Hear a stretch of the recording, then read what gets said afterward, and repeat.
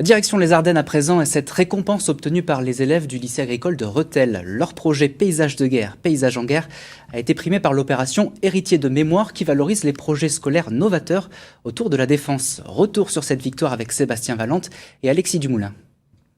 Le trophée appel à projet Paysage de guerre, Paysage en guerre va maintenant être décerné aux élèves de première du lycée agricole de Rethel. Des élèves récompensés à distance. En raison des conditions sanitaires, les lycéens ont suivi depuis Rethel la cérémonie qui les a couronnés. Un projet héritier de mémoire autour de la photographie, au cours duquel ils ont beaucoup appris. Que le paysage il était marqué par la guerre, que ça laissait des traces. On se rend compte vraiment de la réalité, ça nous met face à la réalité et on prend plus conscience de ce qui s'est vraiment passé. C'est avec le photographe Thierry Chantegret que le projet a été initié. L'artiste est un habitué des paysages de guerre. Il a souhaité attirer l'attention des élèves sur l'importance de l'image et du souvenir.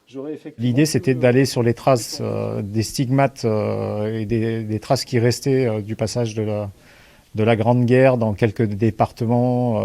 Donc, je suis allé dans la Meuse, dans l'Aisne, la Marne, les Ardennes. Si la sortie sur site n'a pas pu se faire, c'est pour leur travail de recherche autour des paysages que les élèves ont été primés. Entre histoire, géographie et éducation socio-culturelle, ces lycéens ont pu mener réflexion et émotion autour du devoir de mémoire.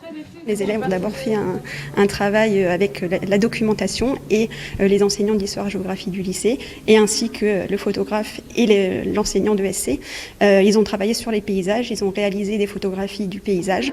Des lycéens très émus, très touchés par le projet, mais aussi fiers d'être primés. Un projet Paysage en guerre, Paysage de guerre, qui a permis de les sensibiliser au devoir de mémoire qu'ils se doivent désormais de transmettre aux générations futures.